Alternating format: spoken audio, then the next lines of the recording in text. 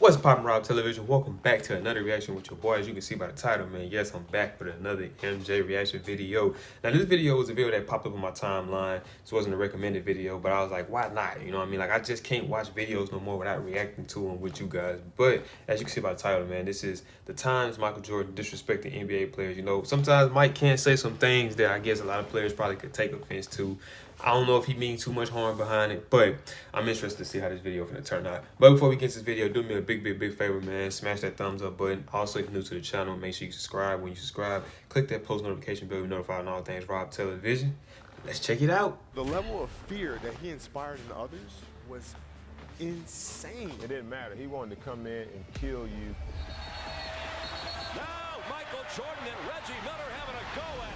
These are the times that Michael Jordan disrespected NBA players. And Jordan's beef with his own teammate, Steve Kerr, got so violent, their own coach had to get involved.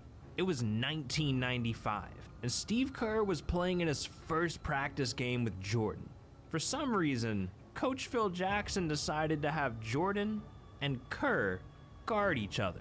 At this point, Jordan didn't know who Kerr was, so he had no respect for him. Jordan started talking trash, roughing Kerr up, and surprisingly, Kerr was talking trash right back. Now, if you know Jordan, that's not gonna slide. So he decided to make this practice physical. Jordan got the ball, drove to the basket, and hit Steve Kerr with a hard foul.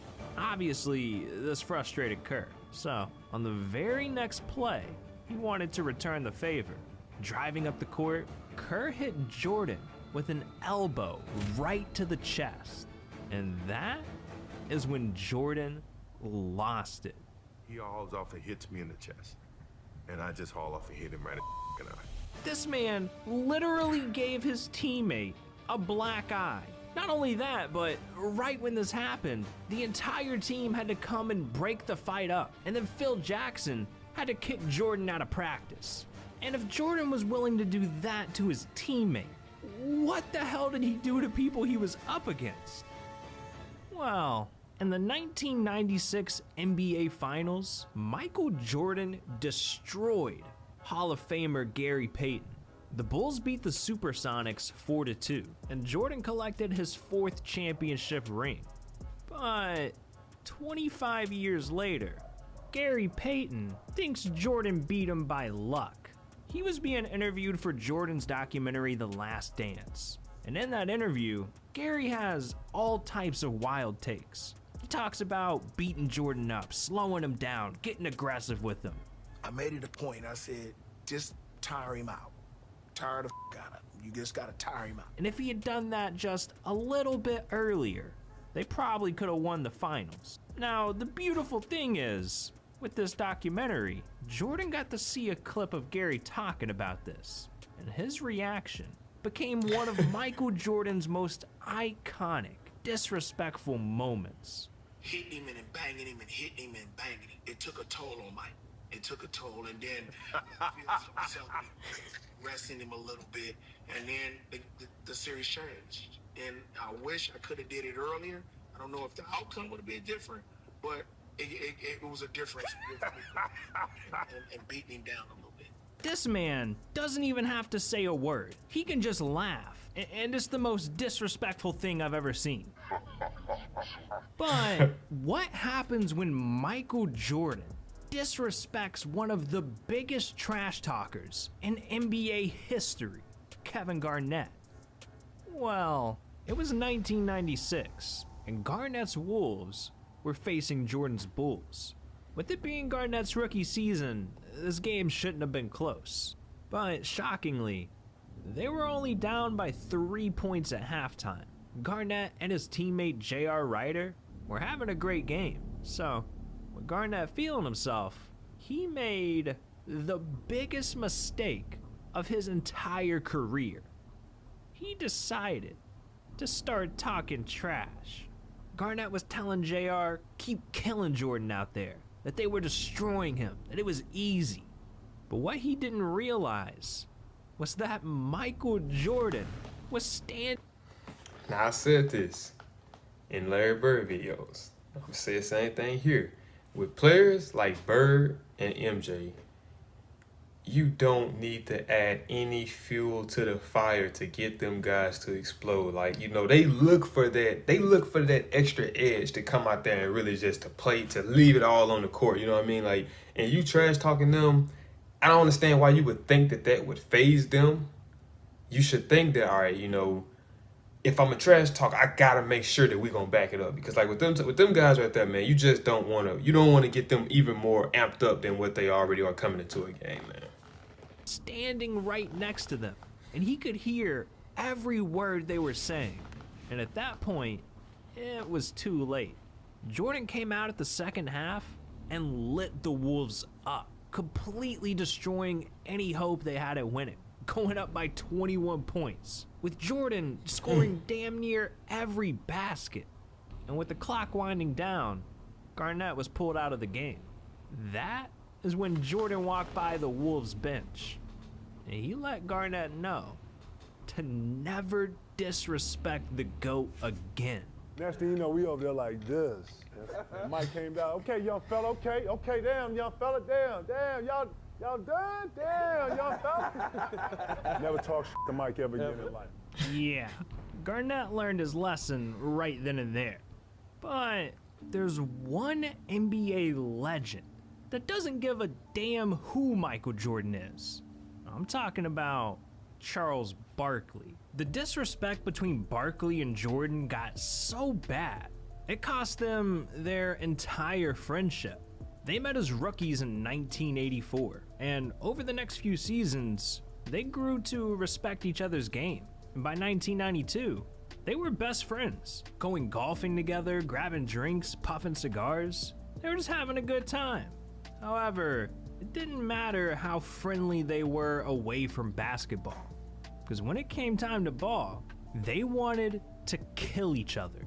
During the 1993 finals, Jordan was willing to do anything to beat Charles Barkley. So, right before Game 4, he decided to give Charles a $20,000 diamond earring. What a great friend, right? Well, Jordan later told his assistant coach why he really did that, saying, "Charles won't get in my way the rest of the series. What's 20,000 to me? He thinks we're great friends? I hate that fat Damn, Jordan's over here playing 4D chess." But the disrespect doesn't stop there. Even after Barkley's career was over, Jordan took every opportunity that he could to disrespect the poor guy. Well, we got you there, Michael. How are your ribs feeling, by the way? A lot better. And we've tried to get some answers out of Charles here. Maybe we'll reveal what you say. I'm just glad his little ribs are all right. He's been whining about them for like 2 or 3 weeks now. Don't worry about it, Charles. You can forget I'm still the boss. If you need a job, I advise you to be quiet. Well, are we going to see this happen? Can you tell us anything tonight? No, I can only tell you that I have a very good player coming to Washington, D.C., and I may not need another. I was going to say, and his name and his initial are not CB. I tell you what. Not CB. KB is pretty good. I appreciate that. No problem. I'm not sure I might even consider coming down until you up the ante. Stay at TNT. I think that's your best effort. I appreciate that. No problem. Sheesh. That was disrespectful. But you want to know what else is disrespectful? Not dropping a like and subscribing to the channel. I put my heart into this. But when you don't subscribe, it cuts deep. So, what are you doing? But anyways, the beef between Jordan and Barkley didn't stop there. Cause in 2005, it happened again. This time, on the Oprah Winfrey Show. Who's the wiser? I know when to eat, when not to eat. Now, you do say, though, that he is cheap. I've heard that. Oh, my God. I say that. Everybody says that. You do not. No, I don't think. See, he's dressed too well to be cheap. Thank He you very spends all much. his money on clothes. Oh, okay. But when you say he's I cheap, wish you spent Hey, something. all I got was this cheap Jordan stuff. is it true that you all still split the bill, that you wouldn't just say, let me take He care of said it? that. you know, when you get in the limelight, you have a lot of freeloading friends. Yeah. I don't want him to ever think that I'm you're just one of hanging out. them. Yeah. Yeah. So we fight over the bill. But he is. Really I'm glad you brought up the motorcycle thing, because I hate that. I want you to know that. You do. I Has do. he gotten you on a motorcycle? Hell no. You know, I'm sorry, the seat's not big enough. Yeah. When you ride a motorcycle, you have to really be focused on seeing the traffic ahead. He doesn't know about this. He's never ridden a motorcycle. You never understand what it takes to be a winner.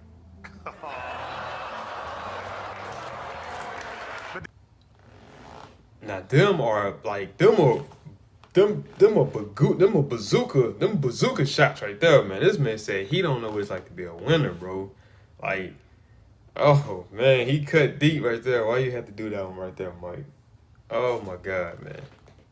but then if I get the rest of the guys laughing at him, he'll always bring the winner thing up. How many rings you got? He always throws that up at me. Man, if I had Scottie Pippen and Dennis Rodman, I would have won some too.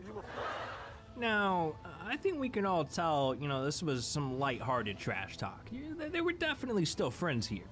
Well, that was until a few years later, when Jordan took things too personally. See, by 2012, Jordan owned the Charlotte Hornets, and they had just finished a season with the worst record in NBA history, 7 wins and 59 losses. So Barkley went on an ESPN radio show and criticized Jordan's ownership skill, saying, "I love Michael, but he's just not done a good job. Even though he's one of my great friends, I can't get on here and tell you he's done a great job." And when Jordan heard this quote, he felt betrayed. How could a friend criticize him like that? So the next day, they spoke on the phone, and Jordan said he was so upset, he never wanted to hear from Barkley again. And it turns out, they haven't spoken since. Michael Jordan, Yes. how are you guys these days? You friends? You talking? We're not friends right now, and I wish him nothing but the best. Are you hopeful that someday you guys will be close again? I would like that, but I'm not. I can't have people around me who, if I have to be honest about them, they're gonna get mad at me. Damn. The disrespect just went too far, man. Sucks. But at least Jordan's disrespect didn't cost Charles any money. Because for Kemba Walker, he lost tens of millions of dollars, all thanks to Michael Jordan. Remember when I said the Charlotte Hornets were trash in 2011? Well, Jordan wanted to turn things around. So in the 2011 draft, he picked up Kemba Walker, hoping that he could turn the entire franchise around. And after just 8 seasons, Kemba made 3 All-Star teams, single-handedly brought them to the playoffs twice, and became the team's all-time leading scorer. He was doing everything he could to put Charlotte on the map. I mean, Jordan should have been thanking this man every night. So when Kemba's contract expired in 2018, you'd think that Jordan would have done everything he could to make sure the best player he's ever had stayed in Charlotte. Right? Well, when the two sat down and tried to work out a deal, Jordan disrespected Kemba. Instead of paying him the $220 million that Kemba wanted, Jordan only offered him $160 million. That's $60 million less than what he asked for. And Kemba was upset. He knew that without him, the Hornets were going to be the laughing stock of the NBA. So with that, Kemba left immediately, and he let his agent know he wanted to play somewhere else. And just a few days later, he signed to the Boston Celtics for $140 million. Yeah, $20 million less than what Jordan offered. Kemba literally lost tens of millions of dollars just to... But how's that Jordan fault, right? You asked for $220 million. He offered you $160 million. And you don't take that and you go sign for less than what he offered you. How is that Jordan fault? Because in my opinion, no disrespect to Kemba Walker. Kemba Walker is a good player, but he is not worth no $220 million, in my opinion. If you guys, watch Kemba Walker, kept up with him, let me know what y'all think, because I don't think so. Despite Michael Jordan, But at least Kemba just walked away and didn't let things get out of hand. Because one time, a teammate tried to end Jordan's career because he was tired of all the disrespect. Back in 1988, Michael Jordan was still chasing his first NBA championship, and he was hoping to win it with his best friend, Charles Oakley. So when the Bulls ended up trading Oakley away, Jordan was furious, and there was no one better for him to take his anger out on than the guy that replaced his friend, Bill Cartwright. It started at their very first practice together. Jordan started calling the dude old, saying that he sucked, he was always hurt. Things got so bad, Jordan gave Cartwright the nickname Medical Bill, and it didn't stop at name calling. During passing drills at practice, Jordan just kept whipping the ball at him, like they were playing dodgeball or something. And this drove Cartwright to his breaking point. He was about to snap. One more sign of disrespect from Jordan, and he was gonna let him have it. Fast forward a couple of weeks, and it happened again. In a game against the Hornets, Cartwright had one of the worst nights of his career. So Jordan got up, and he told the entire team that Cartwright didn't belong in the NBA. And that was it. That was all Cartwright needed to hear.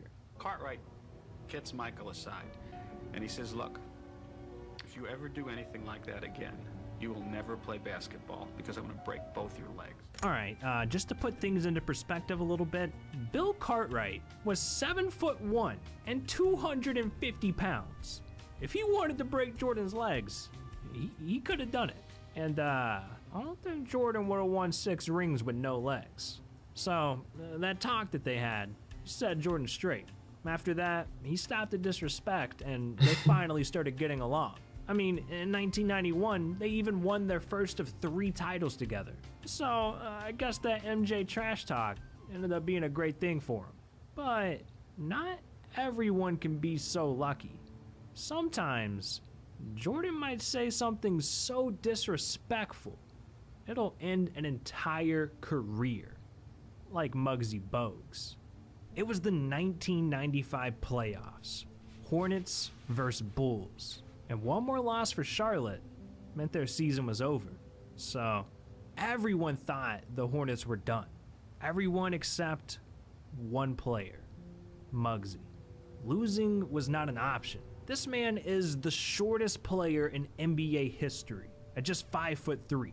You think he's gonna pass up a chance to beat Michael Jordan and win a championship? This man would go down as a legend. His career depended on this win. So in the fourth quarter of Game 4, with the game tied, Muggsy Bogues dribbled up the court. With just a few seconds left on the clock, Muggsy was getting ready to take the game-winning shot. And that's when Michael Jordan stared Muggsy down and yelled, "Shoot it, you midget."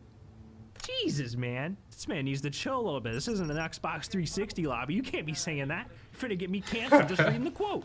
Damn. As if being the shortest player in NBA history isn't hard enough. You gotta deal with MJ doing stuff like that? But I guess the trash talking worked, because Muggsy pulled up, took the shot, and missed it, losing the Hornets the game and the series. Muggsy's miss was the only thing he could think about. I mean, he even went on to tell Johnny Bach, a Bulls assistant coach, that this miss against Jordan was the one moment that ruined his career. And I mean, the stats back that up. Muggsy went from averaging 11 points a game to just 5. And he was out of the NBA entirely by 2001. But I mean, if you gotta look at the bright side, at least Muggsy didn't turn into a meme. Because there's a lot of moments in the NBA that get memed to hell. Like, what is even going on in this picture? How does this even happen? Oh, you want to hear more about that? Well, then click on this video right here. These are the NBA moments that turned into memes. And trust me, dog, you gotta see what happened to LaMelo. It's ridiculous. So what are you doing? This video's over. Click it.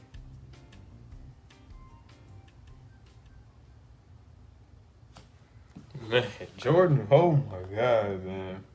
Jordan was a different breed, man. I know a lot of people who be commenting, saying stuff, like commenting, gold and stuff up on my videos about Jordan. I always say, man, Jordan was different, man. Like I say, man, that's one thing that I feel like always get overshadowed. You know, a lot of people always go to talk about, he wasn't a nice person, this and that. But I mean, when you look at what he went on to accomplish, I mean, you kind of be like, all right, the tactic sometimes was a little harsh, you know what I mean? But it's just like sometimes, like when you want something so bad and you surrounded by people who don't have that same ambition, you know, to try to accomplish things greatly, it kind of starts to frustrate you, and you kind of start to go from being, you know, Mr. Nice Guy to being a little bit more aggressive, you know, to get them on the same page as you. So to a certain degree, I can understand why he would do that, you know, but you know, like I said, it was sometimes it can be a little harsh. But that is it for the video, man. If you did enjoy this video, do me a big favor, man. Smash that thumbs up button. Also, if you're new to the channel, man, make sure you subscribe. When you subscribe, click that post notification bell to be notified on all things Rob Television. I'm out this thing. Gang.